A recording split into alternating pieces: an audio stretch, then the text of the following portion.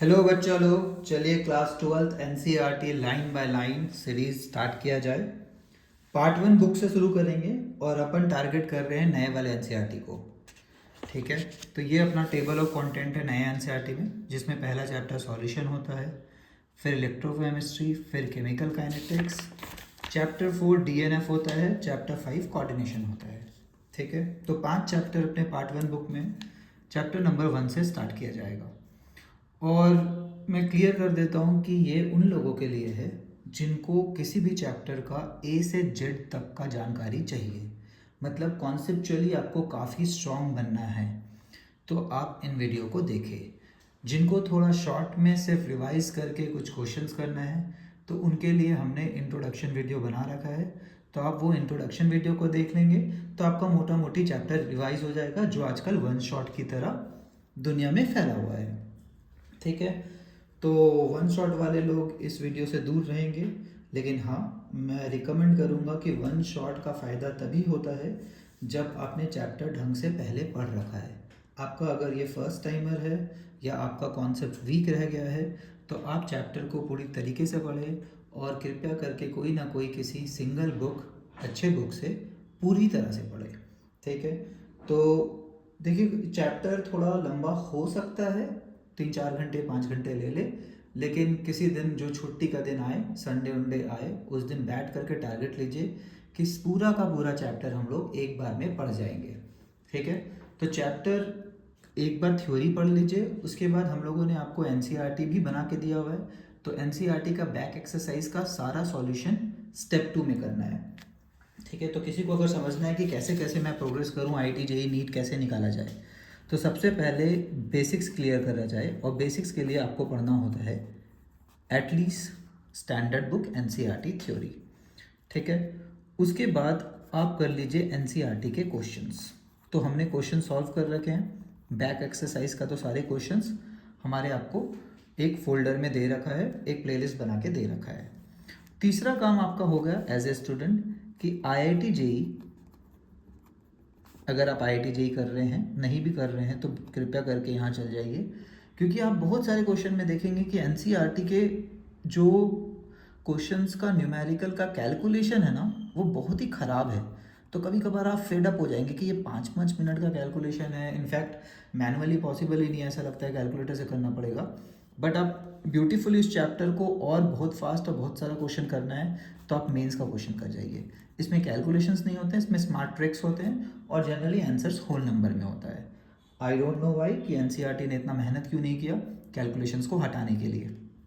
ठीक है, IT JEE mains कर जाइए, और नीट वाले बच्चे हैं वो भी आईटी जेई मेंस कर जाए अगर आपका टारगेट फुल मार्क्स लाना है। ठीक है, तो नीट वाले भी ये कर जाएंगे। नीट का हम लोग भी पीवाईक्यू डालने का कोशिश करेंगे, अभी मेंस का डरा हुआ है सॉल्यूशन चैप्टर का। वैसे ही सॉल्यूशन चैप्टर का 4 टारगेट होना चाहिए जो लोग जेई कर रहे हैं उनके लिए, आईटी जेई एडवांस। ठीक है, इसका भी हमारे चैनल पे पीवाईक्यू सारा सॉल्व करके पड़ा हुआ है। लेकिन इन चीज़ों का सेंस तभी बनता है जब आपने यहाँ से स्टार्ट की है। ठीक है, या आपके कॉन्सेप्ट क्लियर है। तो मैंने जब मेंस का क्वेश्चन सॉल्व कराया है या ये एनसीईआरटी क्वेश्चन सॉल्व कराया है, तो एक इंट्रोडक्शन वीडियो भी बनाया है 10-15 मिनट का, जिसमें मैं सब कुछ आपको बताऊंगा कि कौन कौन सा टॉपिक है सॉल्यूशन चैप्टर में, और किस तरह से कौन से फॉर्मूले आगे जाके यूज़ होने वाले हैं। तो सारा फॉर्मूला का वहाँ पे समरी है, तो एक तरह से वो समरी ही है जो को वन शॉट बोला जाता है। बट 15 से 20 मिनट में जनरली, कुछ वीडियोस 25 मिनट्स के भी है, इंट्रोडक्शन काइनेटिक्स चैप्टर का जैसे कि, तो उसमें आपका मोटा मोटी कवर हो जाता है। ठीक है, तो चलिए स्टार्ट करते हैं। तो नया एनसीईआरटी शुभारंभ किया जाए, सॉल्यूशन चैप्टर। अब कोई जैसे ही सॉल्यूशन चैप्टर देखेगा तो उसके दिमाग में आना चाहिए, क्या ये चैप्टर कहीं पहले पढ़े हैं? तो जवाब आना चाहिए यस। इससे रिलेटेड अगर कंटेंट हमारे पास था तो क्लास 9th में था, एनसीईआरटी बुक में एक चैप्टर था, is matter around S pure. ठीक है, तो कुछ लोगों को अगर लग रहा है कि मेरे को थोड़ा बेसिक्स में दिक्कत हो रहा है, तो is matter around S pure को जाके पढ़ लिया जाए। Is matter around S pure. अब देखिए, आप क्लास 12th में आ गए हैं, तो आपका लेवल इतना अच्छा हो गया होगा कि आपको इस चैप्टर को कवर करने में 1 घंटे से ज़्यादा नहीं लगेगा। तो कृपया करके कर ले, शॉर्टकट ना मारे। एक्चुअली हम लोग शॉर्टकट मारने के चक्कर में हमारा टाइम काफ़ी वेस्ट हो जाता है, और हमारे बेसिक्स बार बार हमें हॉन्ट करते हैं, और हम डबल टाइम में नॉर्मल सा काम कर रहे होते हैं। एक क्वेश्चन में आप डबल टाइम लगाओगे जो शायद आपको नहीं लगना चाहिए था उतना, ठीक है। तो सब कुछ बेसिक्स पे होता है। तो सॉल्यूशन चैप्टर इसमें पढ़ाया था और इसमें बहुत अच्छा सवाल एक पूछा गया था कि अगर आपकी मम्मी अगर दूध वाले से दूध ले रही है तो क्या वो दूध प्योर है। तो सवाल ये था कि कॉमन आदमी को ऐसा लगता है कि अगर दूध वाले ने पानी नहीं मिलाया है तो वो मिल्क प्योर है ना। लेकिन साइंस को ये नहीं लगता है। साइंस के हिसाब से मिल्क में अभी भी काफ़ी सारी चीज़ें थे, सिर्फ पानी ही उसका इम्प्योरिटी नहीं है, या फिर वो सिर्फ प्योर चीज़ नहीं है। मिल्क कोई एलिमेंट या कंपाउंड नहीं है, मिल्क काफ़ी सारे कंपाउंड से मिल करके बने हैं, ठीक है। तो अगर सिर्फ एक एलिमेंट या कंपाउंड हो तो हम लोग उसको क्लास 9 में भी समझे थे, उसको बोला जाता है सब्सटेंस। और साइंस वाले लोग ना सब्सटेंस बोलते हैं, उसका मतलब ही होता है प्योर सब्सटेंस, ठीक है। उसका मतलब ये नहीं होता है कि इम्प्योर भी हो सकता है ये, नहीं। तो आपके जितने भी एलिमेंट्स दिख रहे पीरियोडिक टेबल में, तो कोई बोला आयरन या फिर आपको रिएक्शन में दिखता है आयरन, तो वो एक सब्सटेंस है, उसके अंदर कुछ है नहीं, ये मानेंगे नहीं कुछ है, क्योंकि बाय डिफ़ॉल्ट हम लोग मानते हैं कि हम लोग एलिमेंट्स मतलब प्योर एलिमेंट्स। कौन मानता है कि उसमें कुछ मिला के दोगे आप, ठीक है। तो मानते नहीं है। तो साइंस बोलता है एलिमेंट्स अगर बोल रहे हो तो 118 जो पीरियोडिक टेबल में दिख रहे हैं, रिएक्शन में एफ लिखते हैं हम लोग, है ना, तो मतलब वो सब्सटेंस है। वैसे ही अगर कोई कंपाउंड का आप फॉर्मूला लिखे हो, रिएक्शंस में कंपाउंड्स भी दिखते हैं, CO2 दिखेगा, H2O दिखेगा, तो वो हमारे लिए सब्सटेंस है ना। तो अगर कोई फार्मूला दिखा कि CO2 जो है वो रिएक्ट हो रहा है, याद है कैसे, कैल्शियम क्लोराइड से, मिल्कीनेस चेक करते थे, तो वो CO2 मतलब क्या हुआ, प्योर CO2, इसमें मानेंगे ही नहीं कुछ इम्प्योरिटी है। वैसे ही अगर कोई पानी बोलेगा तो साइंस की दुनिया के लिए पानी मतलब होता है प्योर पानी, और प्योर पानी मतलब होता है थोड़ा और, क्योंकि बच्चों को समझ आता नहीं था तो क्लास 8 में हम लोग इसको डिस्टिल्ड वाटर बोलते थे। क्या बोला गया, डिस्टिल्ड वाटर। तो इसको बोलते थे कि पानी में कोई आयंस नहीं है, तो डिस्टिल्ड वाटर जो है नॉन कंडक्टर होगा। क्या होगा, नॉन कंडक्टर, ठीक है। तो फिर बोला गया टैप वाटर क्या होता है सर, तो टैप वाटर में बोलते हैं इम्प्योरिटीज़ होता है। Tap water is impure form of water, क्योंकि उसमें सॉल्ट वगैरह होता है। अब क्योंकि सॉल्ट होता है जो पानी में काफ़ी आयंस देते हैं, इसलिए वो कंडक्टर होता था, है ना, कंडक्ट करता था इलेक्ट्रिसिटी। समझ में आ गया। तो ये क्लास 9 में ये सब स्टोरी पढ़ा हुआ था। फिर सब्सटेंस के बाद हम लोग को पढ़ाया गया था मिक्सचर, और मिक्सचर में फिर बताया गया था कि भाई साहब सॉल्यूशन होते हैं, सस्पेंशन होते हैं, और क्या होते हैं, कोलाइड्स। ये चैप्टर में अपन क्या पढ़ने वाले हैं, इस चैप्टर में सिर्फ फर्स्ट पार्ट पढ़ने वाले हैं जो सॉल्यूशन है। जैसे अगर पानी में किसी ने मिला दिया नमक, तो उसको क्या बोलते हैं अपन, सॉल्यूशन बोलते हैं, ठीक है।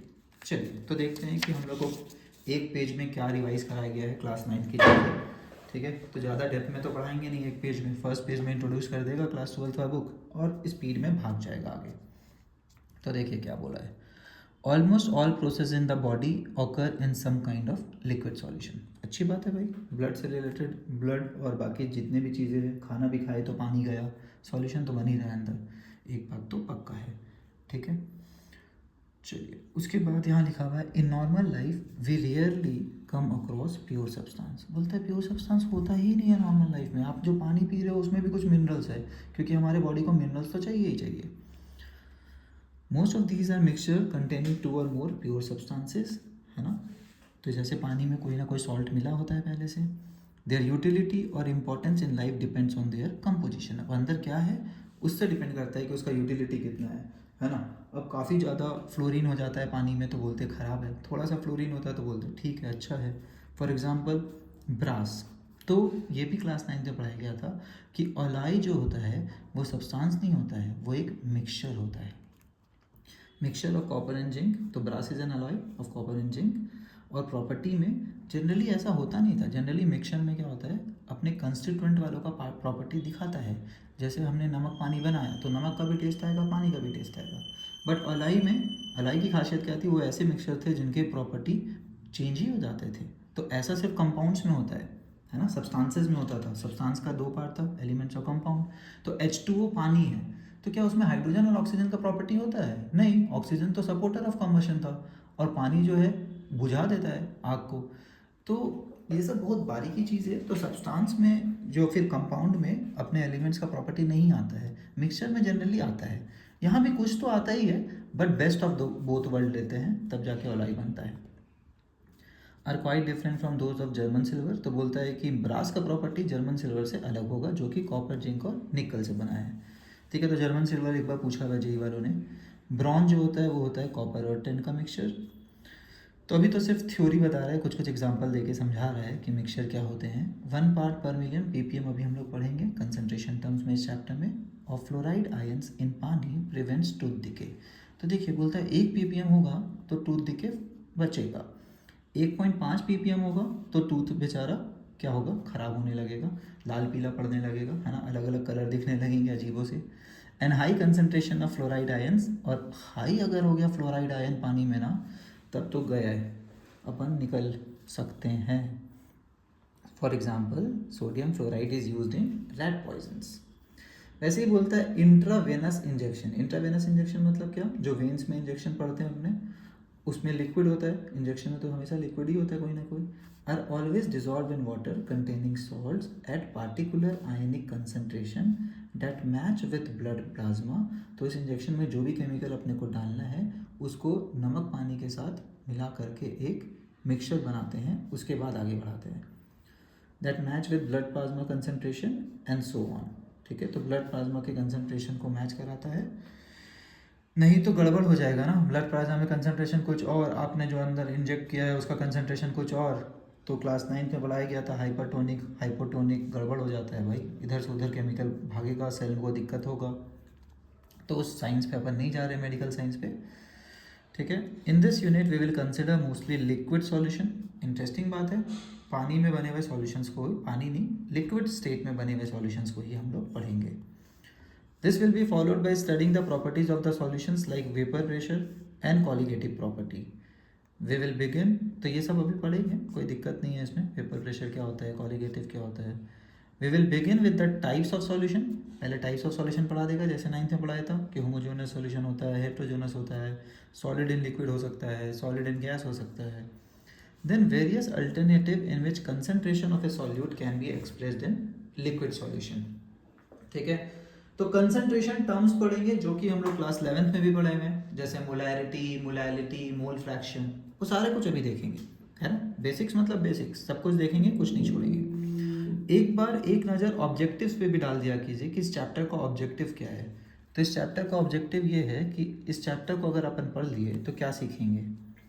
तो पहला है, इसको चलिए नंबरिंग दे देते हैं। First is describe the formation of different types of solutions, कैसे कैसे बनते हैं, solid in liquid, solid in gas. Express concentration, तो कंसंट्रेशन टर्म्स डिफरेंट तरीके से कैसे कर सकते हैं express. State and express Henry law, तो उसके बाद आते हैं सॉल्यूशन से रिलेटेड कुछ laws.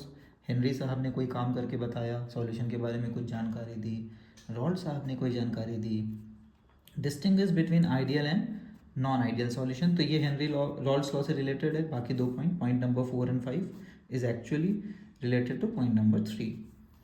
Explain deviation of real solutions from Raoult साहब से के लॉ से। कॉलिगेटिव प्रॉपर्टी को बताइए और उसको कोरिलेट कीजिए मोलर मास ऑफ सॉल्यूट से। तो फॉर्मूला में एक तरफ कॉलिगेटिव प्रॉपर्टी होना चाहिए जैसे बॉइलिंग पॉइंट, फ्रीजिंग पॉइंट, और राइट साइड में मोलर मास दिखना चाहिए कम से कम सॉल्यूट का। ठीक है, ये टॉपिक है। फिर कॉलिगेटिव प्रॉपर्टी वाला फॉर्मूला सही नहीं बैठ रहा था कुछ लोगों के लिए, तो कुछ अपन मॉडिफिकेशन देंगे। ठीक है, तो इसको 6.1 बोल सकते हैं, मॉडिफिकेशन है। इसको 3.1 और इसको 3.2 भी बोल सकते हैं, ये 3.0 है। ठीक है, तो ये हुआ चैप्टर का सीक्वेंस। तो चैप्टर का सीक्वेंस पता होना बहुत ही ज़रूरी होता है, नहीं तो हमेशा कंफ्यूज होंगे कि चैप्टर में पढ़ाया क्या जा रहा है। तो चलिए सीक्वेंस में क्या लिखेंगे। सबसे पहले पढ़ाया जाता है कोई भी चैप्टर का इंट्रोडक्शन, उसमें बेसिक्स समझाया जाता है, टर्म्स समझाया जाता है। जैसे डिफिनेशन होगा, सॉल्यूशन क्या चीज़ है, सॉल्यूशन कितने तरह के होते हैं। इस चैप्टर का सेकंड सबसे बड़ा पार्ट है कंसंट्रेशन टर्म। पढ़ेंगे अभी क्या होता है कंसंट्रेशन टर्म्स। ये अपन लगभग 7 टाइप्स के पढ़ेंगे, तो आपको नंबर्स में ही रिवाइज होना चाहिए, आपको नंबर्स में पता होना चाहिए टॉपिक कितने हैं मोटा मोटी तौर पे। थर्ड टॉपिक है इस चैप्टर का लॉज। इसमें 2 भाई साहब आएंगे, एक हेनरी साहब आएंगे जो कोल्ड ड्रिंक पीते हैं, बताएंगे क्यों पीते हैं कोल्ड ड्रिंक। एक रॉल साहब आएंगे जो अल्कोहल पीते हैं, है ना, क्यों पीते हैं बताएंगे। तो निमोनिक्स एक स्टोरी फॉर्म करेंगे जिससे हम लोग को आसान पड़ेगा चीज़ें। उसके बाद फोर्थ है कॉलिगेटिव प्रॉपर्टी।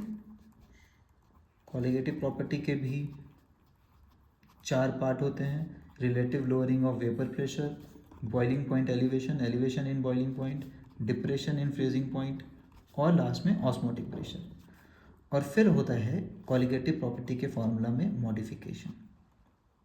इसको हम लोग बोलते हैं वेंट हॉफ साफ को भी पढ़ेंगे, वेंट हॉफ फैक्टर आएगा एक, ठीक है।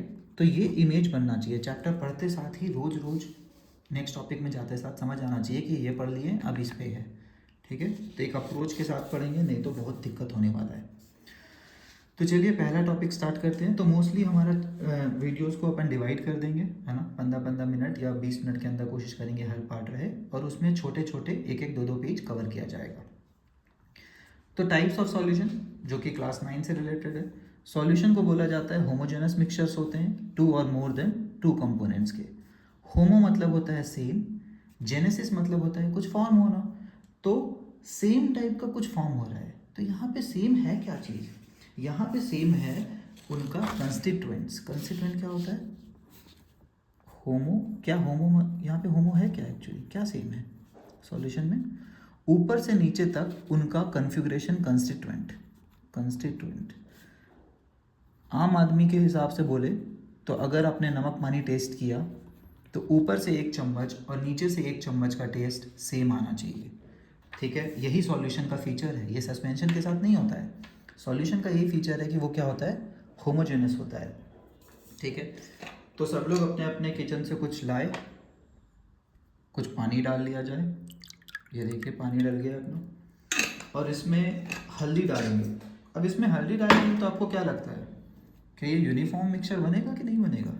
अब यूनिफॉर्म बनेगा तो उस मिक्सचर को जो यूनिफॉर्म होता है थ्रू आउट इट्स, है ना, जिसका कंपोजिशन सेम मिलेगा, ऊपर के 1 चम्मच ले चाहे नीचे का 1 चम्मच ले चाहे कहीं और का ले ले, उसको हम लोग बोलते हैं सॉल्यूशन, ठीक है। तो आप देख सकते हैं कि इनमें जो है साइड से भी व्यू दिख रहा है, नीचे में भी 1 चम्मच अगर टेस्ट किया जाए, ऊपर से 1 चम्मच टेस्ट किया जाए, तो ऐसा नहीं होगा कि हल्दी ऊपर वाले में ज़्यादा आ रहा है नीचे में कम। अगर ये अच्छे से घुल गया है, इसको स्टीरिंग करते हैं अपन, है ना, और घोल लेते हैं, तो इसको अपन बोले सॉल्यूशन।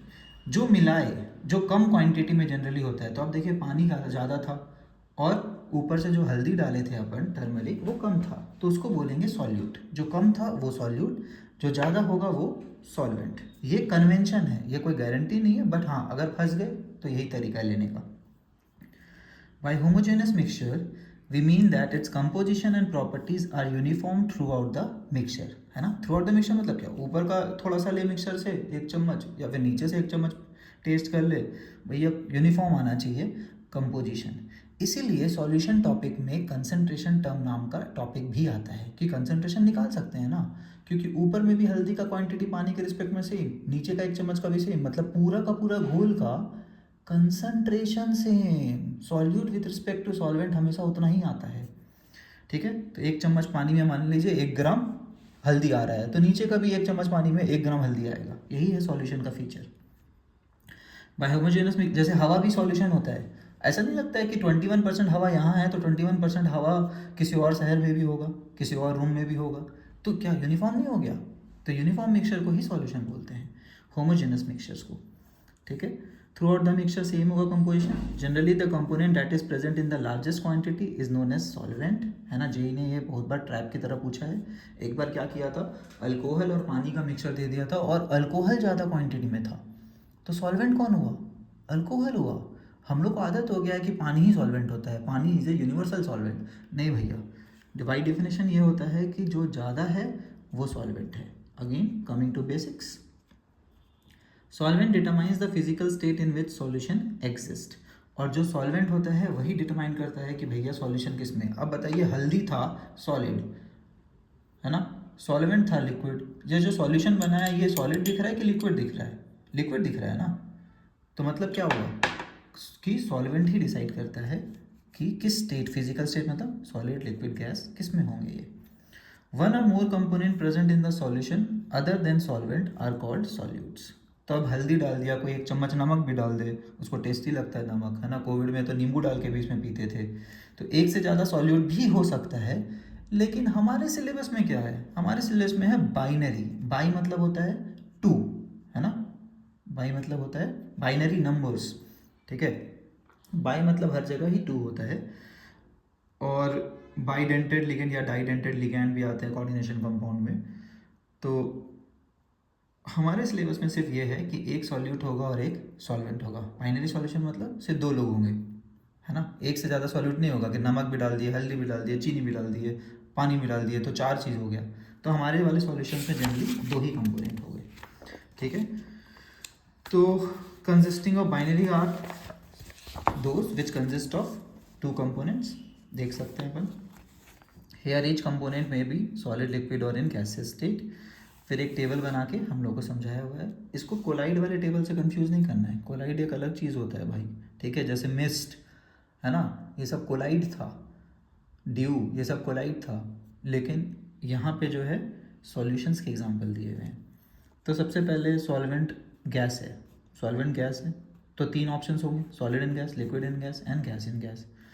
सॉलिड गैस में, हवा में कोई सॉलिड अगर फैल जाए तो बोल सकते हैं कि भाई सॉलिड इन गैस, अगर वो यूनिफॉर्म हो। अगेन यूनिफॉर्म होना चाहिए, नहीं तो कोलाइड बोलना पड़ता है, ठीक है। तो कैम्फर जो अपना कपूर होता है उसको नाइट्रोजन गैस में फैला दें तो बहुत ही अटपटा एग्जाम्पल्स होगा, क्योंकि ये जनरली हम लोग इनकाउंटर नहीं करते हैं।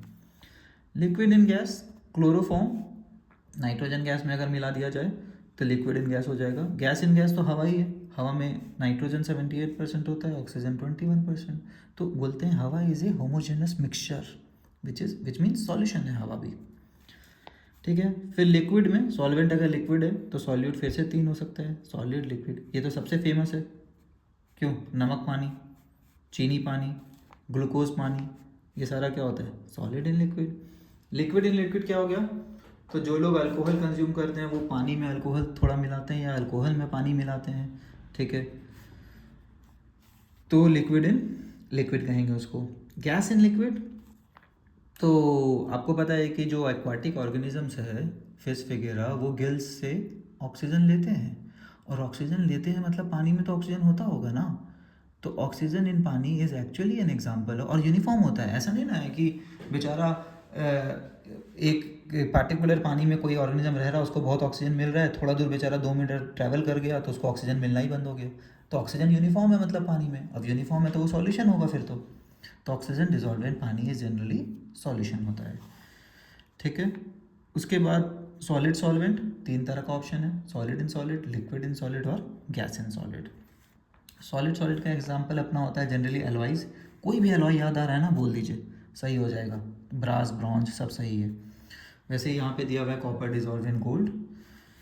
लिक्विड सॉलिड एमेलगम ऑफ मरकरी, तो ये भी एक्चुअली क्या होता है, एलॉय ही होता है, लेकिन एक ऐसा मेटल जो लिक्विड स्टेट में है, तो मरकरी और कोई मेटल को मिला के एलॉय जो बनाते हैं जिसको एमेलगम बोलते हैं। मरकरी अगर वन ऑफ द कंपोनेंट है किसी एलॉय में तो उसका कॉमन नाम होता है एमेलगम। तो मरकरी के साथ हमेशा देखेंगे एमेलगम लिखा होगा, amalgam of mercury and sodium. तो सोडियम सॉलिड, मरकरी लिक्विड।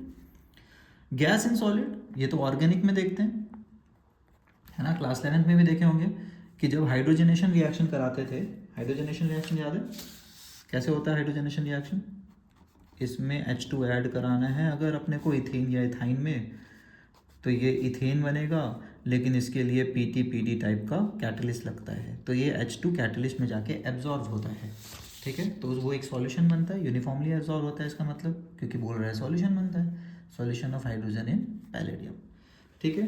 तो ये रहा अपना टॉपिक नंबर 1। टॉपिक नंबर 2 हम लोग अगले वीडियो में स्टार्ट करेंगे। वीडियो का शुरू का 5 मिनट ज़रूर देखें, बाकी मैं लिंक में बाकी वीडियोस का भी आपको रेफरेंस दे दूंगा कि कौन सा वीडियो अपने पास है और कहाँ कहाँ वो स्टैब्लिश्ड है। तो लिंक सबका मिल जाएगा आपको, कमेंट सेक्शन में या डिस्क्रिप्शन में ऐड कर दिया जाएगा, ठीक है। चलिए बाय, मिलते हैं अगले वीडियो में।